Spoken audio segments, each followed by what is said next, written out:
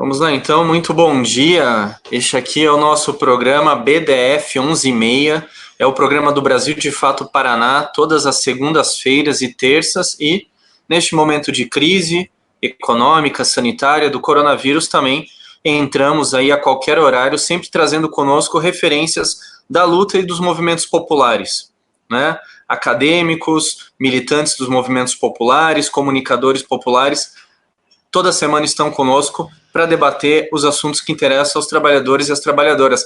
Este programa vai entrar para o livro dos recordes. Ele começou na Vigília Lula Livre, ele foi para o nosso estúdio da redação do Brasil de Fato e agora, como medida protetiva, nós estamos transmitindo ele nos programas aqui de conversação. Nossos convidados e convidadas estão aqui também. E hoje, a ideia, eu, Pedro Carrano, da redação do Brasil de Fato Paraná, estamos com a Georgia Prats, a nossa fotógrafa também aqui da nossa redação do Brasil de Fato Paraná, e o Fred Vasconcelos, que é o nosso editor do nosso jornal, também do nosso site. Bom dia a todos vocês. E hoje, muito legal, né? Estamos aí juntos, não presencialmente, mas aqui no nosso programa.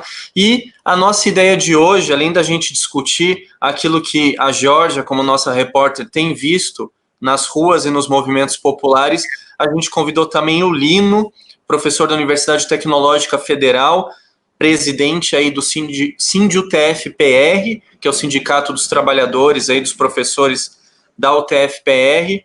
Muito bom dia, Lino. Satisfação. Bom dia, Pedro, Fred, Georgia e demais. Satisfação estar contigo. Então, hoje a gente vai estar discutindo também como as universidades estão se colocando nesse momento.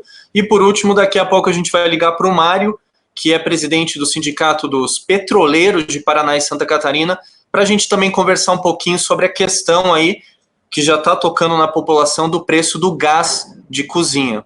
Vamos entender o que está acontecendo nisso. Quero começar só com aquele bate-bola inicial, Fred Vasconcelos. Várias coisas para a gente discutir. Me chama a atenção os Estados Unidos, o país que é o epicentro agora, o novo epicentro da crise de coronavírus, preocupado em movimentar a sua marinha, o seu Comando Sul, para pressionar justamente o governo da Venezuela. Quer dizer, a gente vê esses governos de direita completamente fora das prioridades do momento, Fred.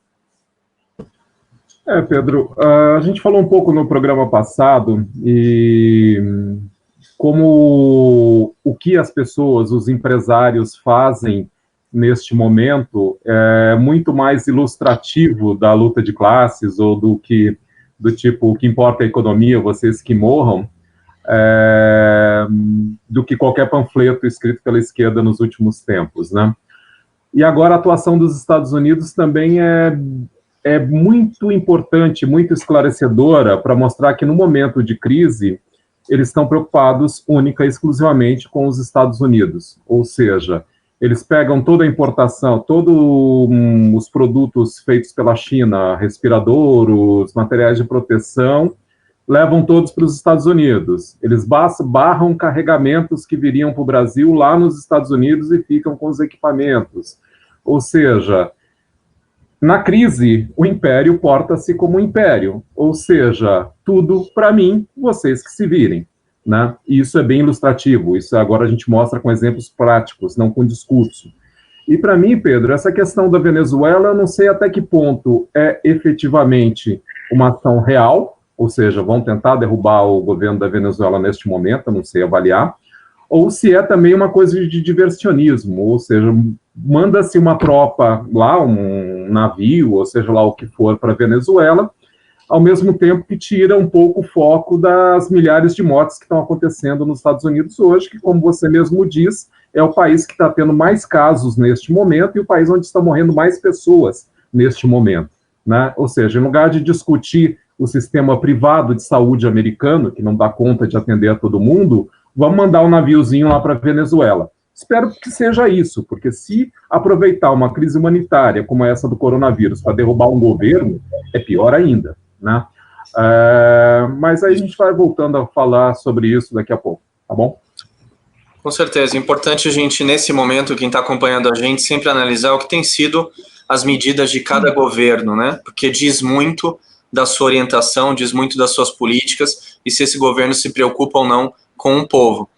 A gente quer discutir a situação dos trabalhadores, das trabalhadoras, dos trabalhadores nos bairros, nas áreas de ocupação, e para isso eu quero conversar aqui com a nossa repórter fotográfica, militante, a Georgia Prats. Bom dia, Gil. Bom dia, pessoal. Bom dia, Pedro. Tudo firme aí? Vamos... Gil, você tem acompanhado no final de semana, até por acompanhar movimentos que têm feito a entrega de doações, têm feito apoio às comunidades. Eu queria ter essa impressão sua, assim, como que nesse momento a população está sentindo, a população trabalhadora mais pobre está sentindo os impactos desse momento, né, de desaceleração da economia, de ausência de políticas até agora públicas efetivas. O que você, nessa última semana, observou no seu contato? Então, Pedro, eu acho que assim, a gente tem percebido bastante coisa e também bastante alterações assim, em relação às semanas, assim, né? Da semana passada, hoje já é bastante diferente, assim, a situação nesses lugares, né, os bairros mais pobres, assim. Eu acho que essa questão que vocês levantam, e primeiramente com o Fred, é muito importante e vai também de encontro com isso, que está acontecendo hoje nas comunidades, porque eu acho que no começo as pessoas estavam um pouco mais isoladas, e agora com toda essa dificuldade, né, de alimentação, com as suas necessidades se tornando um pouco mais veementes, elas estão começando a se arriscar mais, assim, sair para as ruas mesmo, até também depois da última discussão que teve, né, de ficar em casa ou sair, as pessoas estão começando a sair mais das suas casas e nas comunidades, principalmente, assim, o contato das pessoas está quase que normal, assim, né, não está tendo, assim, um isolamento real. E acho que muito, e acredito mesmo que muito por conta dessas necessidades, né? O pessoal já está colocando faixas nas suas casas, dizendo que precisa de trabalho, né? Procurando também trabalho para poder suprir as necessidades básicas mesmo. Então, tanto em questão de informação, que eu acho que também nesses lugares acaba não chegando da maneira como devia, né? Tem também essa questão ali, principalmente, né, dessa necessidade que está começando realmente a ficar muito mais forte, né? Em relação, Gil, toda essa polêmica, né, e a gente ainda está esperando o programa de renda básica emergencial, como que as comunidades estão vendo isso? Com urgência e, ao mesmo tempo, a dúvida sobre o procedimento dele, como que vai chegar? A gente sabe que 60 milhões de pessoas no Brasil estariam aptas a receber esse benefício, né, de acordo com o IPEA, né, mas daí depende de uma série de trâmites, a questão do cadastro único. Como que você tem sentido isso? E queria também uma reflexão do Fred, depois da Georgia, como que esse programa pode efetivamente chegar nas pessoas? Sim, existe muita dúvida em relação às pessoas, Pedro, com relação até mesmo à possibilidade de receber o programa, se encaixa, se enquadra ou não. Muitas relataram que até foram buscar informações, mas que por alguma razão elas não fazem parte desse enquadramento, né? E até surgiram dúvidas, porque muitas delas têm o cadastro único já, né? Então, assim, fica muita dúvida em relação a tudo isso para essa parcela da população. Tem também a questão dos imigrantes, que já me questionaram se haverá a possibilidade também deles se enquadrarem nesses benefícios do governo, né? E que a gente também fica assim meio que sem saber como responder a todos também, né? E tem isso também, por ser algo que vai acontecer online e as pessoas vão precisar preencher esses cadastros, algumas também relatam essa dificuldade, né, do acesso mesmo para poder fazer isso. Aproveitando o gancho, Pedro, a Georgia está falando que as pessoas não sabem, né, como acessar esse cadastro. O problema é que mesmo nós, jornalistas, ou mesmo a universidade, ou mesmo outras pessoas, sindicatos, não sabem ainda como acessar isso porque não há regulamentação, ou seja, não há nem regulamentação e nem divulgação de como vai ser feito essa ajuda, esse auxílio, essa renda básica, que daí cada um o nome que quiser usar, né? E eu aproveitaria para trazer o Lino para essa conversa. Lino, você tem um trabalho importante também na Texol, que é a cooperativa, não a cooperativa, a incubadora de tecnologia social da UTF-PR, né?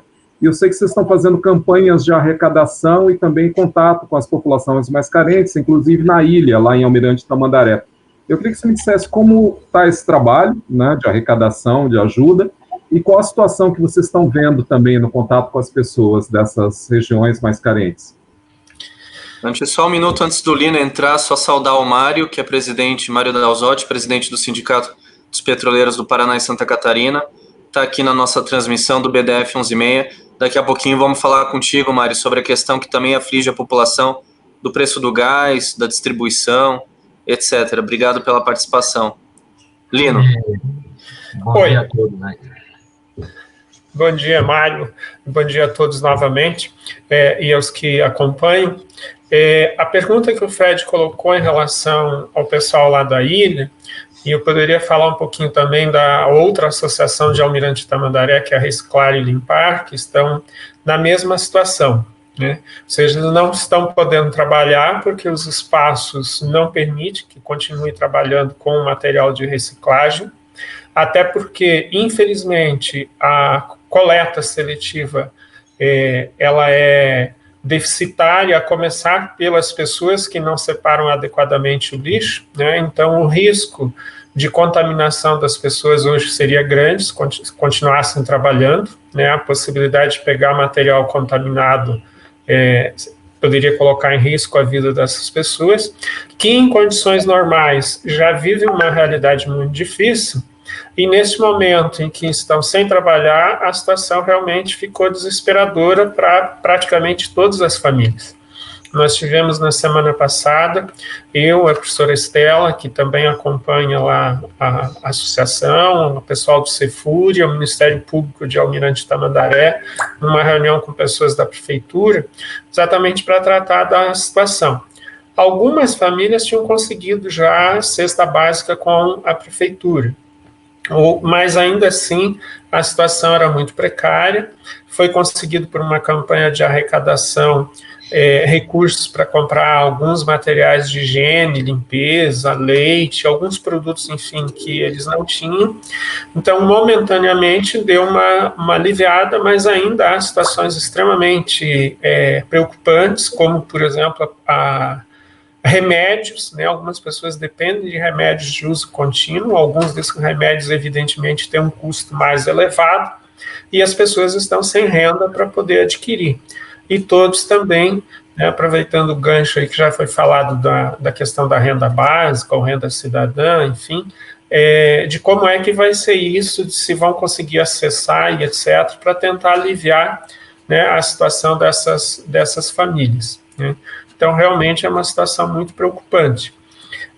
Além dessa campanha que foi feita aí, nós lançamos da Texol, em parceria com a Seção Sindical dos Docentes da Universidade, uma outra campanha de solidariedade para arrecadar recursos para atender pessoas que atuam tanto como catadores, ou se eles já tiverem atendidos população em situação de rua, outros trabalhadores da economia solidária que também estão com as suas atividades prejudicadas nesse momento. Então, com a intenção de tentar ajudar, né, através da solidariedade, aqueles que mais precisam.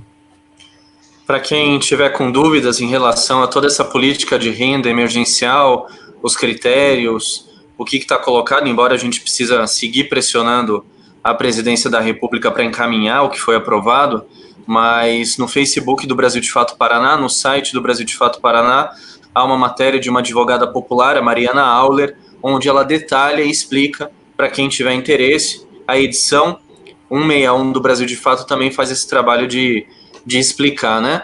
Antes da gente entrar aqui com o Mário, e depois a gente volta com o Lino, só queria mais uma palavra também, Georgia, além dessa campanha que o Lino falou, além da situação dos carrinheiros ali da ilha, né, em Tamandaré, também essas entidades que estão nesse contato com a população de rua, com a população dos bairros, estão lançando agora uma campanha, né?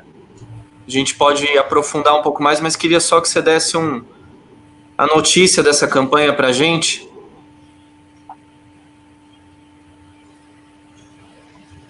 Georgia, me ouve na escuta?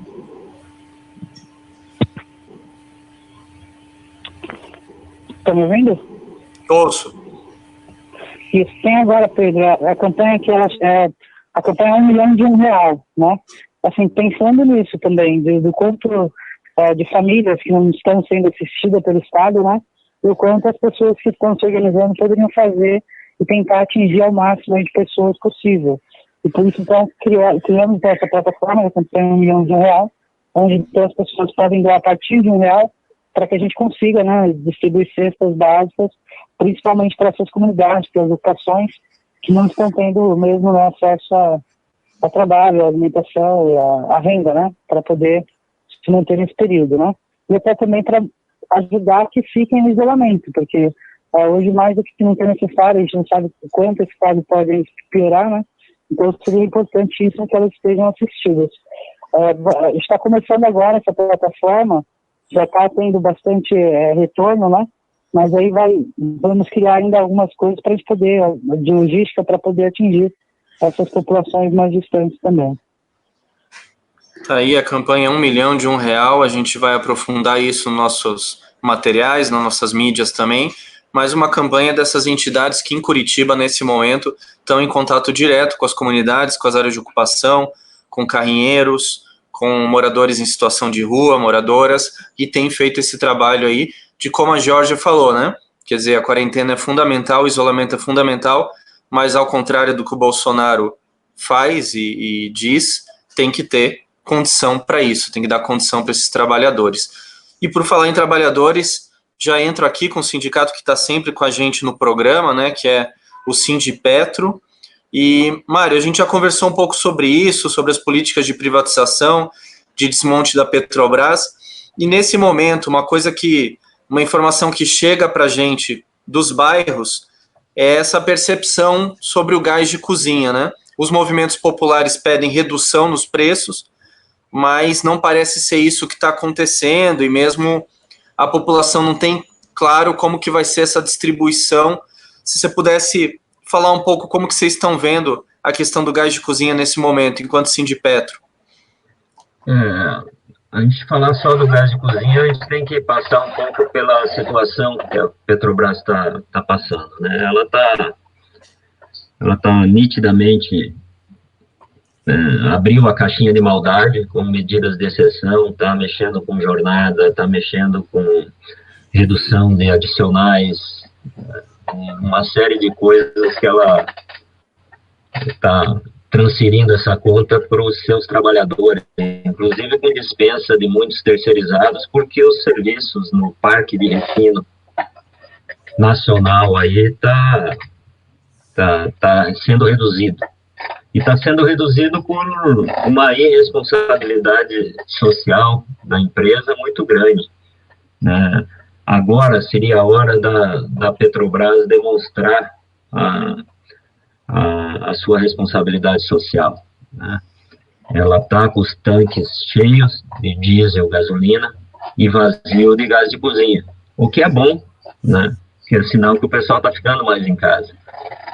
Mas a gente está vendo também que esse gás, a falta do gás, né? A gente está com os estoques vazios de gás de cozinha e cheio de gasolina e diesel, por exemplo. E QAV, querosene de aviação, caiu bastante também as vendas e está tudo cheio. Para você obter o gás de cozinha, você tem que tirar esses outros derivados do petróleo. Então, por isso que ela aumentou muito a importação do gás de cozinha. O que a gente está questionando a Petrobras e o governo é que, ao mesmo tempo que ela não está vendendo, ela mantém o mercado para as importadoras. Então, o que está vindo de importado, diesel e gasolina, principalmente diesel dos Estados Unidos, está sendo mantido esse mercado. E ela segurando nas refinarias. O gás de cozinha é a mesma coisa. Se ela tivesse uma política, ou o governo adotasse uma política para ajudar a população nesse momento, teria que estar disponibilizando a preços irrisórios ou até de graça. O diesel, por exemplo, para levar medicamentos, alimentos para toda a população brasileira. E mesma coisa para a gasolina para as viaturas de polícia, de defesa civil, de bombeiros, de ambulâncias.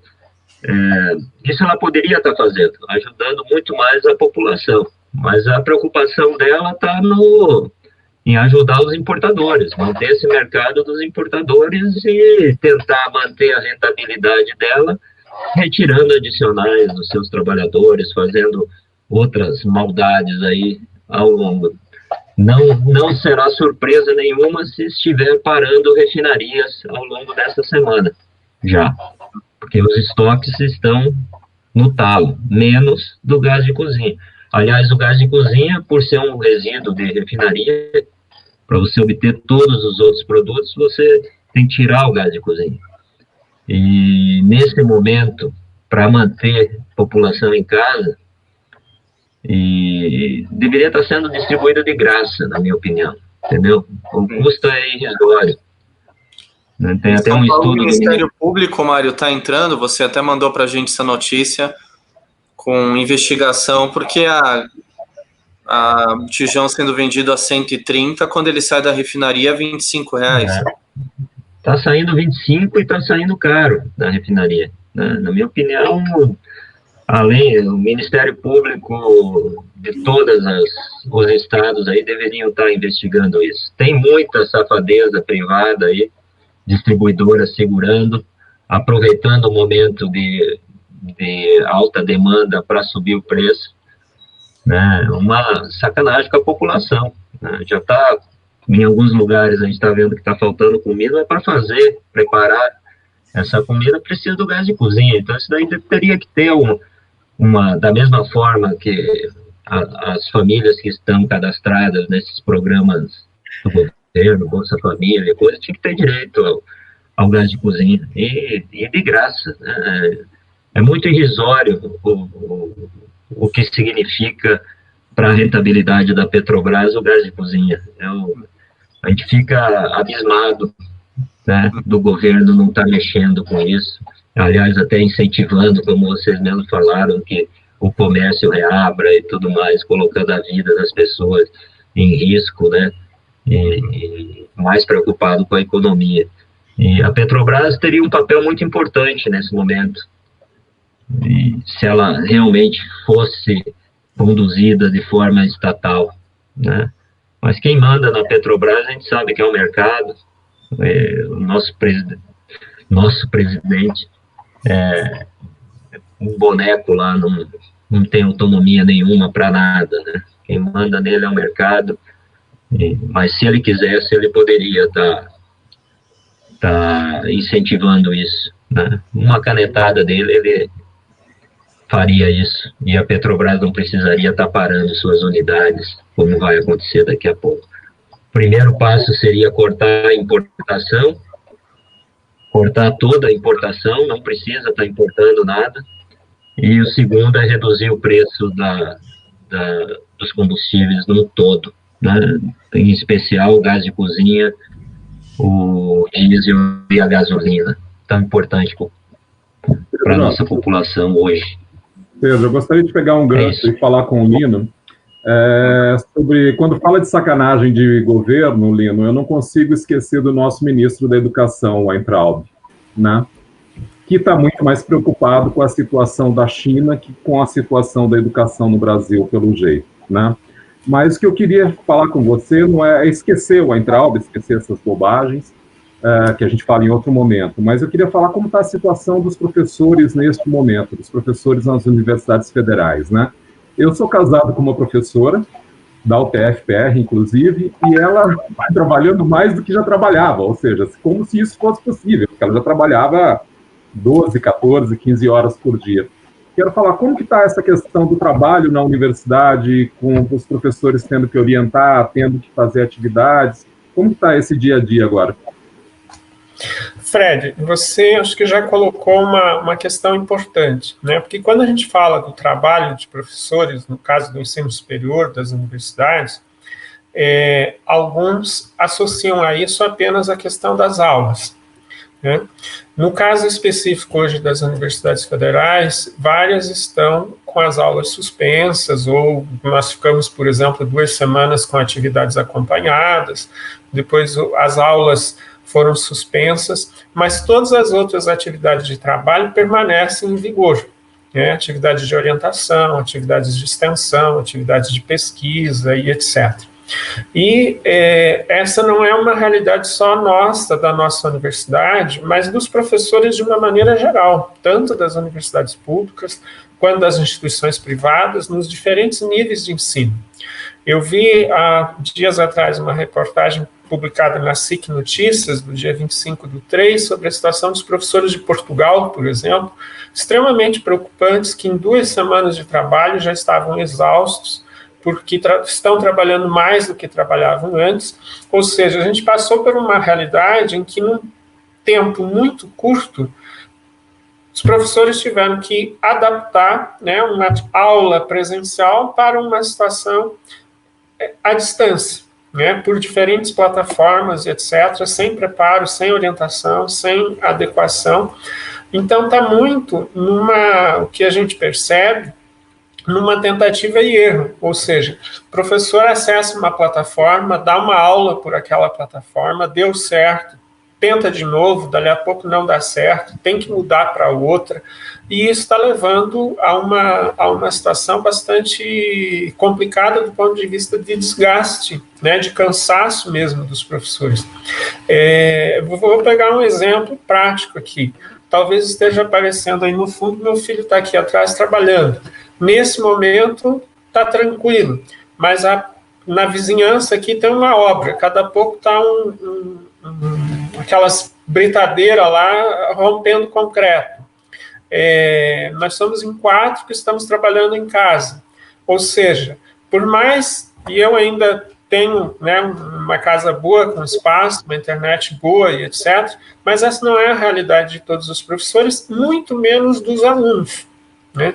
Muito menos dos estudantes. Então, imaginar, como algumas autoridades estão imaginando, que de uma hora para outra você converte o ensino presencial, o ensino à distância, que vai manter a mesma qualidade, o mesmo padrão, é uma ilusão completa, porque nós temos hoje dificuldade, no caso da Portugal que eu citei, ou seja, professores tendo que adquirir licença, comprar computadores, etc., porque as famílias estão em casa, né, e tem que ficar por uma questão sanitária.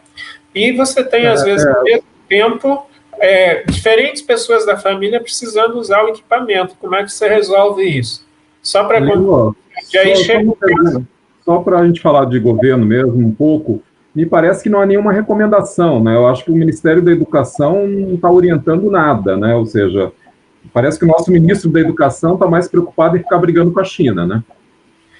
A única coisa, do ponto de vista do Ministério, que teve, foi uma portaria lá aumentando a possibilidade das aulas à distância, enfim, no sentido de dizer, olha, a gente flexibiliza e tal, mas nenhuma medida mais concreta no sentido de auxílio, de preparação, de disponibilizar programas ou qualquer outra coisa nesse sentido, né? Então, de fato, é preocupante, porque não há um planejamento mais sério, mais amplo para isso. E mesmo tendo planejamento, você tem que levar em consideração que mudar de um regime de educação presencial para um regime EAD é muito diferente. Ou seja, quando você abre um processo de uma instituição que tem um EAD, que o aluno se candidata, que começa por esse processo, ele já de partida, ele está disposto a isso, né? Agora, você converter de forma arbitrária um processo que é presencial para um processo em EAD, sem a preparação, sem as condições, sem saber se os alunos têm condições de acompanhar, é muito complicado, né? E aí tem as outras questões, além do trabalho, que é a questão mais de âmbito pessoal, psicológico e etc., porque uma situação como essa afeta todo mundo, né? Afeta os estudantes, afeta os professores e assim sucessivamente, né? Nesse aspecto, a gente tem que fazer um elogio à administração da Universidade Tecnológica, reconhecer que fez um processo de pesquisa com docentes e com estudantes na segunda semana de suspensão das aulas presenciais e que estavam atividades acompanhadas, para saber qual era a percepção, como é que estava o estado dos docentes e dos discentes, e a partir disso balizar a sua decisão seguinte, que foi a de suspensão do calendário. né, ouvindo a própria comunidade, porque a própria comunidade se manifestou que isso seria o melhor momento, né? No caso dos alunos, por exemplo, o percentual de alunos que estavam tendo problemas, vamos dizer assim, psicológicos, né, novos, ou agravando problemas que já tinham antes, era significativo, né?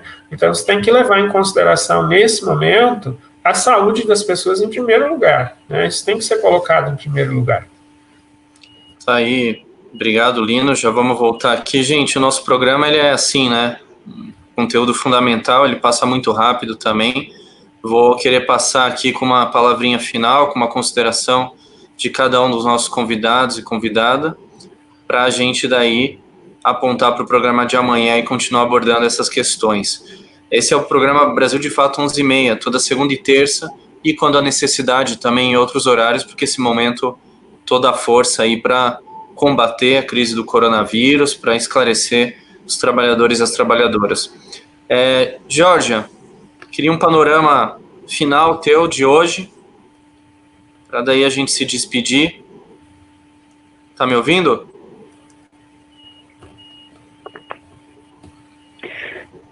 Você está me ouvindo? A gente ouve. Tá. Mais alguma informação que escapou? Mais alguma questão que você queira levantar? Acho que por enquanto é isso. Acho que assim, também pensar que a gente precisa fazer mais coisas para cobrar efetivamente o Estado, né? Para atingir essas populações mesmo, assim. Tanto em questão de informação, como em questão de suporte, né, de alimentos, de suprir essas necessidades básicas mesmo. E acho que todas essas ações, né, que estão sendo feitas hoje por ONGs e tudo mais, uma hora vai chegar que a gente talvez não tenha pernas para atingir, né, o número de pessoas aí que vai estar nessa situação aí mais vulnerável, né? Então, toda a cobrança, né, dessas ONGs tem que ser feita também para que o Estado comece realmente, efetivamente, a cumprir com essas demandas, né? Acho que seria isso, assim, Pedro, no momento. Perfeito, Gil, obrigado. É isso, acompanhar essa pressão em todos os níveis, no governo estadual também. Temos acompanhado bastante a questão da agricultura familiar e os movimentos do campo sempre pressionando para que os governos incentivem esse tipo de agricultura. E é isso. A solidariedade é a palavra aí dos trabalhadores e também a cobrança sobre o Estado. Obrigado para a Georgia. Seguimos aí no próximo programa também. Mário, claro que é muita coisa para a gente analisar, mas eu te pergunto se, até para uma consideração final tua, se esse período anterior de retaliação da Petrobras, a nossa principal empresa, de privatizações, de terceirizações, não acaba cobrando um preço alto nesse momento, né? Quer dizer, houve uma tentativa de desmonte da empresa, que é a nossa principal empresa e que nós precisamos no momento de crise. É exatamente isso, cara, né? A empresa veio num processo de desmonte grande, mas para o que ela foi criada, né, lá em 1953, a atuação dela, nesses momentos, ela teria que ser utilizada de forma soberana, né, de forma a beneficiar a população e não ao mercado como eles estão fazendo. A gente produz serviço essencial, a gente não pode ficar parado. Agora, a gente não vai ficar parado por conta de não ter trabalho. A gente vai ficar parado por conta deles estarem beneficiando as importadoras e parando a refinaria. E com falta de gás no mercado. A demanda subiu demais, né, o gás de cozinha. Então, é absurdo o que está acontecendo. A gente quer que a população brasileira enxergue isso e ajude a cobrar, né, para efetivamente a resgatar o papel social dessa grande empresa, como você mesmo falou. A gente defende a Petrobras estatal e soberana. Então, ela tem condições de ajudar nesse momento a população brasileira, nesse momento crítico, né, que deve ter uma subida abrupta aí dos casos e de contaminação também. Então, a gente não sabe onde é que isso vai dar, né? Eu acho que a gente está pensando no bem de todos, e a Petrobras teria um papel essencial nisso aí. bastava mandarem ela fazer e cumprir o seu papel social. É mais ou menos esse o recado de hoje. Um grande abraço a todos aí. Obrigado, Mário. Obrigado pela participação. Mário Dalzotti, do Sindicato dos Petroleiros de Paraná e Santa Catarina. Antes falou Georgia Prats, fotógrafa da redação do Brasil de Fato, do CWB Resiste, enfim. E, Fred, quer colocar mais alguma questão para o Lino, que também está aqui representando os trabalhadores da educação? Só tenho que ligar meu microfone, estava desligado. Gente, eu estou encerrando por aqui também, eu vou deixar uma pergunta para o Lino no fim, para ele fazer as suas considerações finais, mas também queria dizer que é muito no espírito do Brasil de Fato, da edição que nós fizemos na semana passada, que nós continuamos com as edições, embora não em papel, mas estão sendo distribuídas pelas redes, né? Eu acho que o recado mais importante deste momento é o que nós falamos, ou seja, quem tem fome tem pressa. Não adianta a ajuda do governo chegar daqui 1 mês, 2 meses, 3 meses. As pessoas têm que comer amanhã, as pessoas têm que comer na semana que vem. Então, eu não sei o que falta, eu não sei qual a regulamentação que falta, eu só sei que os recursos têm que ser achados neste momento e têm que chegar na ponta da população, né? Então, eu gostaria de deixar minha participação final, e isso falando que não é dia 10, dia 15, dia 20, dia 30, ou seja, a comida tem que estar amanhã na casa das pessoas, e elas têm que ter dinheiro para comprar isso, né? Tem que ter dinheiro para comprar gás, tem que ter dinheiro para comprar comida. E, Lino, eu gostaria, então, de deixar para você que você, sei lá, você falasse um pouco mais dessas atividades que estão sendo feitas pela sociedade civil para ajudar essa população que está carente, enquanto a questão governamental, enquanto os auxílios governamentais não chegam, né? E também falar um pouquinho dessa situação do Brasil nesse momento em que as máscaras estão caindo com a pandemia. Fred, vou começar dizendo da sua pergunta anterior, que é a questão do trabalho dos professores das universidades, né? Eu não falei antes, mas há uma outra parte de trabalho muito importante que está sendo feito nesse momento pelos profissionais, professores, pesquisadores, cientistas das universidades, nas mais diferentes frentes, desde pesquisa para medicamentos, para combate ao coronavírus, realização de atividades das mais variadas, como produção de álcool em gel, consertos de equipamentos hospitalares, desenvolvimento, produção de máscaras, enfim.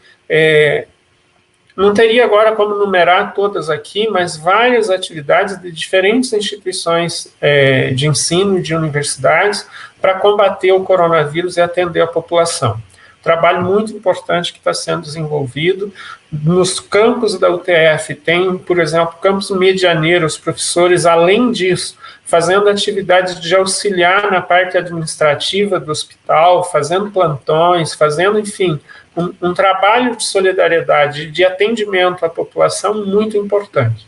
Então, você citou antes a questão do ministro da Educação, que ao invés de defender as universidades frequentemente, faz críticas e ataques à universidade, e agora nós estamos vivendo uma situação em que tanto as universidades públicas são chamadas para responder a essa demanda como uma possibilidade de encontrar saídas, quanto o SUS, que também foi muito atacado, e às vezes continua sendo atacado, como papel fundamental para atender a saúde da população, né? Eu acho que são 2 exemplos importantes de trabalho, e a outra é a questão do atendimento do ponto de vista mais da solidariedade, de campanhas e etc. Eu comecei na primeira intervenção falando das 2 associações lá de Almirante Tamandaré, que estão sendo acompanhadas por a gente, por outras entidades, e que, apesar de todas as dificuldades, estão tendo algum atendimento. Mas isso atinge aproximadamente 2, 3 dezenas de famílias. Existem centenas, milhares, milhões, se a gente olhar no Brasil, de outros trabalhadores que não estão organizados em associações, em cooperativas e etc., que estão trabalhando de forma isolada e que não estão sendo contemplados por esse tipo de ação, a não ser a solidariedade humana. Então, é crucial aí, eu disse antes, nós, enquanto sindicato Texol, estamos com uma campanha, mas existem inúmeras outras na sociedade. E aqui ninguém está disputando, contribua para a nossa, não contribua para a outra, muito pelo contrário, contribua para qual você puder, para qual tiver mais fácil, né, para que as pessoas possam ser atendidas. Porque eu diria, você falou, as pessoas precisam comer amanhã, né, elas precisam comer já desde hoje, né, elas estão com fome. Então é urgente que o governo libere os recursos e facilite da forma mais rápida possível o acesso da população aos recursos. E só para concluir em relação a isso,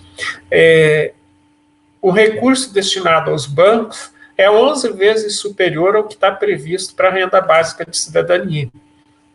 Se a gente olhar novamente, comecei na primeira intervenção falando de Portugal, o presidente de Portugal pediu ontem que os bancos deem a contrapartida para a sociedade, porque desde a crise de 2008 eles vêm sendo ajudados pela sociedade, que agora é a hora dos bancos retribuírem.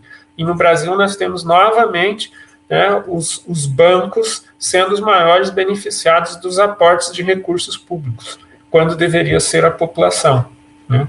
Então, é crucial que a gente continue cobrando do governo, das autoridades, que a população seja atendida. E, ao mesmo tempo, que a gente contribua de forma solidária para ajudar a atender as pessoas também, porque, como você falou, quem tem fome tem pressa e precisa comer com urgência, precisa de remédio, precisa de assistência, precisa, enfim, permanecer em casa, em isolamento, para que o nosso sistema de saúde possa dar conta de atender aqueles que precisam. Como lembra a nossa colunista Mariana Auler, dialogando com a fala do Lino, o recurso liberado até o momento pelo governo federal de 1,2 trilhões para o setor financeiro, leia-se bancos, e os projetos de renda básica para os cidadãos, como esse apresentado, né, de benefícios de R$600 a R$1.200 por família, um impacto de apenas 60 bilhões. Então, quer dizer, recurso existe. A questão, como estão dizendo aqui os nossos convidados, é qual é a prioridade, qual é a orientação, qual é a política de cada governo, e o programa BDF 11:30 encerra por aqui, sempre cobrando que as políticas sejam voltadas para os trabalhadores e trabalhadoras e para o social. A gente agradece os nossos mais que convidados parceiros, o Mário, Sindicato dos Petroleiros, Paraná Santa Catarina, o Lino, do Sindutef-PR, certamente voltaremos com vocês em outros programas, porque a nossa fonte aqui dos nossos programas é realmente as organizações dos trabalhadores. Agradeço aqui a nossa redação, a Georgia Prats, Fred Vasconcelos, o Lucas Botelho nos trabalhos aqui de transmissão, sempre ele. Saudar a Ana Carolina Caldas, que é a nossa repórter, que está sempre acompanhando as questões aí da educação, e o demais da redação do Brasil de Fato Paraná. Gente, obrigado, até a próxima, e amanhã a gente volta com um programa às 11:30. Obrigado. Obrigado, tchau. Tamo junto nesse combate.